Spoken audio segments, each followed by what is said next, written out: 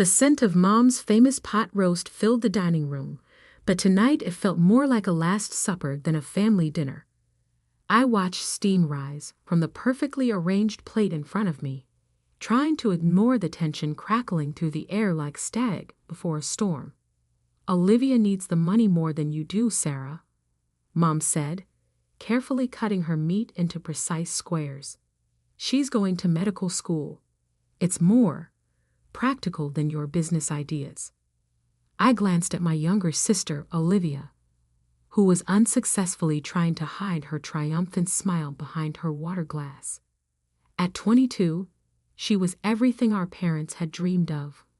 Straight A's, perfect extracurriculars, and now an acceptance to Johns Hopkins Medical School, the golden child. "Your college fund will cover her first 2 years," Dad added, not meeting my eyes. "It's the sensible choice." Sensible, their favorite word when it came to dismissing my dreams. I took a small bite of pot roast, letting the familiar flavors wash over my tongue. "I understand," I said quietly. They all looked surprised by my calm acceptance. They'd clearly expected tears, protests, maybe even the kind of dramatic scene Olivia was so good at staging when she didn't get her way. "Well," Mom said, clearly thrown off balance by my reaction, "I'm glad you're being mature about this. If only they knew." What they didn't realize, what none of them had bothered to discover, was that I hadn't needed that college fund for the past year. While they were busy praising Olivia's every achievement, I had been quietly building something of my own. It started 2 years ago, when I was 20. I was working as a barista at the local coffee shop, saving every penny I could. One morning, a regular customer, James Chen, forgot his laptop.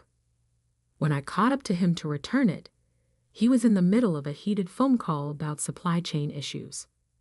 I couldn't help overhearing the problem. His company's main supplier was charging exorbitant rates for basic materials, nearly bankrupting smaller manufacturers in our area, including, though I didn't know it then, my parents' furniture company. That night, I couldn't sleep. I kept thinking about the supply chain issues, about all the small businesses struggling. So I did what I always did. I researched. For weeks, I dug into shipping manifests, import regulations, alternative material sources. I created a detailed presentation outlining a solution. When James came in for his usual morning coffee, I handed him both his latte and my proposal. He called me that afternoon. 6 months later, I was his silent partner in a new supply company, Streamline Solutions. We undercut the existing monopoly, offered better terms to small manufacturers, and within a year, we had captured 60% of the local market, including my parents' suppliers. They just didn't know it yet. I took another bite of pot roast, watching my family discuss Olivia's bright future. Mom was already planning which apartment buildings would be suitable near the medical school. Dad was talking about introducing her to his doctor friends. My phone buzzed quietly in my pocket. A text from James. "It's done. Documents are signed. You now own controlling interest in Streamline." I allowed myself a small smile. Perfect timing. "Sarah?" Mom's voice cut through my thoughts. "Are you listening? We need you to sign the transfer papers for the college fund tomorrow." "Of course," I said. "I'll come by the accountant's office in the morning." "I really appreciate this, sis," Olivia said, her voice syrupy sweet. "I promise I'll make it worth it." If she noticed the slight edge to my smile, she didn't show it. Later that night, as I drove home to my modest apartment, I thought about how tomorrow would unfold. Mom and Dad had no idea that their furniture company, Anderson Classics, had been struggling for months before Streamline stepped in with better rates. They had no idea that their recent upturn in profits was entirely due to the company their impractical daughter had built. They were about to learn. My phone buzzed again. James. Board meeting tomorrow at 2 p.m. Right after your family's appointment with the accountant. Ready to shock some people? I typed back. They won't know what hit them. At home, I pulled out the document I'd been keeping in my safe. It was a detailed report of Anderson Classic's financial history, including every payment they'd made to their previous suppliers, payments that had nearly bankrupted them, followed by their dramatic recovery after switching to Streamline. My parents had always said I was bad with numbers, too dreamy, not practical enough. They never noticed that I was the one who spotted the problems in their company books when I was just 16. They dismissed my suggestions about finding better suppliers. They laughed when I talked about starting my own business. Tomorrow, the laughing would stop. I laid out my outfit for the morning. A crisp charcoal suit I'd bought myself with my first real profits. Professional, powerful, nothing like the artsy style my mother was always trying to correct. As I fell asleep, I thought about the look that would cross their faces when they realized who really owned their supply chain, when they understood that the daughter they dismissed had become the silent force keeping their company alive. The next morning dawned bright and clear. I arrived at Maxwell Accounting 10 minutes early, dressed impeccably, carrying a leather portfolio my parents had never seen. They were already there, Olivia bouncing excitedly in her chair while Mom fussed with her hair. Dad was making small talk with Mr. Maxwell, their longtime accountant. "Ah, Sarah," Mr. Maxwell said as I walked in. "We just need your signature on these transfer documents." I sat down calmly, accepting the papers he slid across the desk. Before I sign, I said, "I'd like to review something with everyone." I opened my portfolio and pulled out several documents. "Did you know," I began conversationally, "that Anderson Classics was 3 months away from bankruptcy last year?" Dad's head snapped up. "What are you talking about?" "Your supplier costs were unsustainable," I continued, laying out the financial reports. "You were losing money on every piece of furniture you produced, until, mysteriously, a new supplier came in with better rates." Mom's face had gone pale. "How do you know all this?"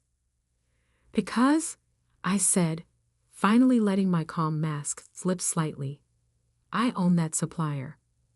The silence that followed was deafening. That's impossible," Dad stammered. "Streamline Solutions is owned by James Chen." "James is my partner," I corrected. "As of this morning, I own controlling interest." I pulled out the final document, proof of ownership with my name clearly listed. "This is a joke," Olivia said, her voice rising. "Sarah doesn't know anything about business. She's just a barista." "Was a barista," I corrected. "Now I'm the majority owner of a company that supplies materials to over 60% of the furniture manufacturers in 3 states, including Anderson Classics." Mr. Maxwell, who had been quietly reviewing the documents, cleared his throat. "These appear to be in order. Miss Anderson indeed owns Streamline Solutions."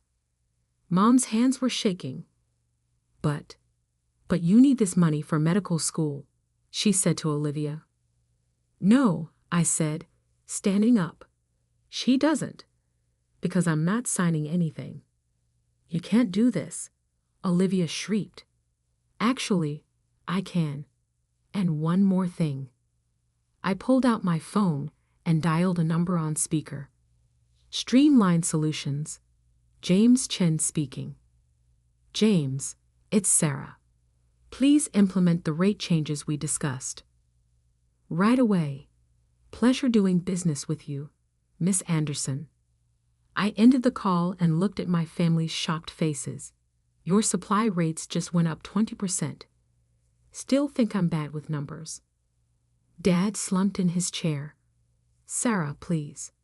The company can't survive that kind of increase. You should have thought about that before deciding I wasn't worth investing in. I gathered my things and headed for the door. Oh, and Olivia? Better start looking for student loans. I hear they're quite practical. As I walked out of the office, I heard Olivia burst into tears and Mom calling my name. But I didn't look back, because this wasn't the end. This was just the beginning of showing them exactly who they'd underestimated. The next 2 weeks passed in a blur of board meetings, contract negotiations, and increasingly desperate messages from my family. Mom called daily, switching between tearful pleas and angry accusations. Dad's texts grew more frantic as their company's financials began to feel the squeeze. Olivia, predictably, took to social media, painting me as the evil sister who destroyed her dreams. I ignored them all. Instead, I focused on expanding Streamline's reach. James and I had acquired 2 smaller competitors, strengthening our hold on the market. Our office, once a small rented space above a deli, now occupied the entire 15th floor of the Gibson building downtown. Miss Anderson?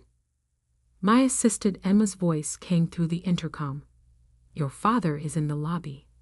Again. I glanced at the security feed on my monitor. Dad looked smaller somehow. His usually pristine suit slightly rumpled, his shoulders hunched.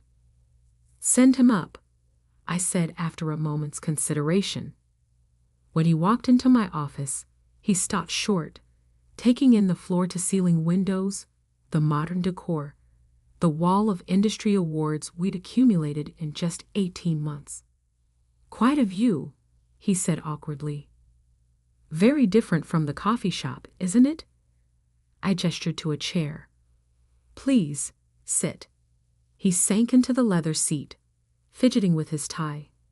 Sarah, we need to talk about the rates. The rates are non-negotiable. You're killing us. His composure cracked. Is that what you want? To destroy your family's company? I leaned forward, keeping my voice steady. Tell me something, Dad. When did you last review the company books yourself? Not just the summaries from your accountant, but the actual numbers. He blinked. I have people for that. Yes, you do. And those people have been skimming from the company for years. I pulled out a thick file and slid it across the desk. Your CFO has been hiding losses, inflating profits, and pocketing the difference. The rate increase exposed the fraud. Dad's hands shook as he opened the file. How did you? No, because unlike you, I pay attention. I've been watching Anderson classics since I was 16, trying to tell you something was wrong, but you never listened. Why didn't you just tell me about this directly? Would you have believed me? The dreamy daughter who didn't understand practical things. He stared at the documents, color draining from his face, as he recognized the scope of the theft. This will ruin us. No, I said quietly. It would have ruined you. I've already stopped it. His head snapped up. What? I pressed a button on my phone. Emma, please send in Mr. Chen and the files. James walked in carrying another stack of documents. Good afternoon, Mr. Anderson. I believe you'll find these interesting. 3 days ago, I explained, Streamline acquired controlling interest in Anderson Classics through a series of proxy purchases. We've already removed your CFO and his accomplices. The evidence has been turned over to the SEC. Dad's mouth opened and closed soundlessly. You see, I continued, I didn't raise the rates to hurt the company. I did it to force the fraud into the open, to protect what Grandpa built. You own Anderson Classics. 51%. You retain 40%. The remaining shares will be held in trust. Trust? For who? For any future Anderson who shows genuine business acumen. I smiled slightly, regardless of whether their dreams seem practical to their parents. Dad slumped in his chair, decades of certainty crumbling around him. Does your mother know? She will. There's a board meeting tomorrow. You should both attend. As if on cue, my phone buzzed with a text from Mom. Please, Sarah. We need to talk about Olivia's tuition. She's devastated. I showed Dad the message. Still think Olivia needs my college fund. He had the grace to look ashamed. We thought we were doing the right thing. No, you thought you were backing the sure bet, the safe choice. Well, here's what your safe choice has been up to. I pulled up security footage from last weekend. Olivia at a luxury car dealership, trying to put a down payment on a Porsche using forged documents with Dad's signature. She's been forging your signatures for years. I said, small amounts at first, then bigger ones. I caught her trying to take out loans in your name 3 months ago. Dad's face had gone from pale to ashen. Why didn't you tell us? Like I said, would you have believed me? He buried his face in his hands. What happens now? Now, I said, standing, you go home and talk to your wife and daughter. Really talk to them.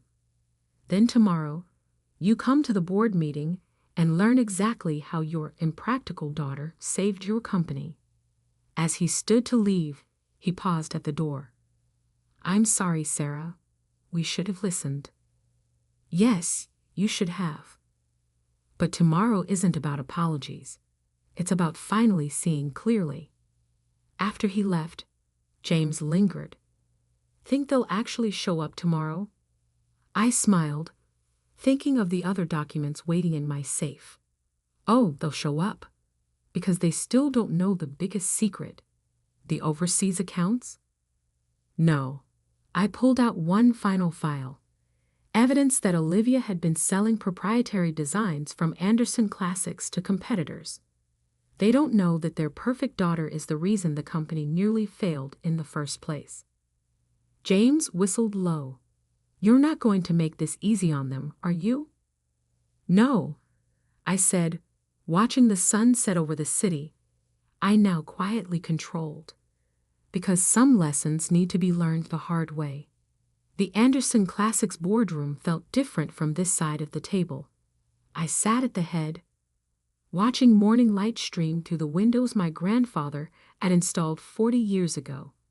The same windows I used to look through as a child, dreaming of the day I'd have a voice in this room. They arrived exactly on time. Mom, Dad, and Olivia, who hadn't been invited, but predictably crashed the meeting anyway. Mom's designer suit couldn't hide her nervous fidgeting. Dad looked like he hadn't slept. Olivia's face was fixed in her practiced innocent expression, the one that had fooled everyone for so long. Thank you for coming, I said, gesturing to the seats. Please sit. The board members filed in behind them, old friends of my grandfather's, mostly, who'd watched the company slowly decline without understanding why. They'd been shocked to learn about my takeover, but the preliminary financial reports had kept them quiet. Before we begin, I announced, I'd like to address the elephant in the room. Yes, Streamline Solutions has acquired controlling interest in Anderson Classics. Yes, I am now CEO. And yes, everything you thought you knew about this company's problems is wrong. I nodded to Emma, who began distributing thick folders to everyone present. What you're looking at, I continued, is a comprehensive audit of Anderson Classics over the past 5 years. Pay particular attention to pages 15 through 28. The room filled with the sound of rustling papers and sharp intakes of breath. Olivia's face had gone completely white. As you can see, I said, my voice carrying clearly in the stunned silence. Someone has been systematically selling our designs to competitors. Proprietary information, client lists, manufacturing processes, all leaked for a price. Mom's hand flew to her mouth. That's impossible. We have strict security. Using an internal executive access code, I cut in. One belonging to Dad, but accessed from a different IP address. One that traces back to a certain medical student's laptop. All eyes turned to Olivia. That's ridiculous, she stammered. I would never. I pressed a button on my laptop. The large screen behind me flickered to life, showing security footage of Olivia in Dad's office late at night, copying files onto a USB drive. Another clip showed her meeting with representatives from our biggest competitors. Then came the bank statements. Regular deposits into an offshore account under a fake name. $3 million, I said quietly. That's how much you made selling out our family's legacy. I can explain. Olivia jumped to her feet. It's not what it looks like. Sit down, I commanded, my voice sharp enough to make her drop back into her chair. I'm not finished. I turned to the board members. The good news is, we've already contained the leaks. Streamline's acquisition included implementing new security protocols. The stolen designs have been legally reclaimed. The companies that bought them are facing lawsuits. How long have you known about this? Dad asked, his voice hollow. Long enough to build an airtight case. I met Olivia's terrified gaze. Long enough to watch you try to steal my college fund while secretly bankrupting our family's company. Mom had started crying silently. But medical school was never going to happen, I finished. Because Olivia never actually got into Johns Hopkins. The acceptance letter was forged. Just like Dad's signatures on those loan applications. Just like her perfect transcript. I pulled out one more document. A letter from Johns Hopkins confirming they had no record of Olivia's acceptance. The money she stole wasn't for tuition, I continued. It was for gambling debts, luxury cars, designer clothes, all bought with the profits from selling our family's future. The boardroom had gone deathly quiet. You're fired, of course, I told Olivia. And the evidence has been turned over to the authorities. They'll be here within the hour. You can't do this, she shrieked. I'm your sister. No, I said calmly. You're a criminal who happened to share my last name. And now, you're going to face the consequences. Right on cue, 2 police officers appeared in the doorway. As they led Olivia away, her screams echoing down the hallway, I turned back to the stunned board members. Now, I said, pulling out another set of documents, let's talk about the company's future. Over the next hour, I outlined my plans for Anderson Classics. New designs, improved manufacturing processes, expanded market reach. The board members listened with growing enthusiasm as profit projections scrolled across the screen. When the meeting finally ended, only my parents remained, looking shell-shocked and aged. Why didn't you tell us sooner? Mom whispered. Would you have believed me over your perfect daughter? I asked. The one who could do no wrong. The one who deserved my college fund because she was more practical. Dad couldn't meet my eyes. We failed you. Yes, I agreed. You did. But this isn't about failure anymore. It's about moving forward. I handed them each a final document, new contracts outlining their reduced roles in the company. Still involved, but with clear oversight and limitations. Sign or resign, I said. Your choice. Their signatures were shaky but quick. As they stood to leave, Mom paused. Can you ever forgive us? I looked around the boardroom, my boardroom now, thinking of all the times I'd been told I didn't belong here. Forgiveness isn't the point, I said finally. Understanding is. Understanding that sometimes the quiet ones are watching, learning, building, and waiting for the perfect moment to show exactly who they've always been. After they left, I stood at my grandfather's windows, watching the city buzz below. My phone buzzed with a news alert. Olivia's arrest was already making headlines. Mom's social circle would be buzzing with gossip within hours. Dad's business friends would be calling nonstop. But I didn't care about any of that. Because I had finally done what I'd set out to do. Prove that practical dreams aren't always the biggest ones. That quiet ambition can build empires. That sometimes the best revenge isn't destroying your enemies, but succeeding so completely that they're forced to watch from the sidelines. Emma knocked softly. Your next appointment is here. The merger team from Pacific Coast Furniture. I smiled, straightening my jacket. Send them in. Because this wasn't the end of my story. It was just the beginning of my empire. And this time, everyone would know exactly who built it.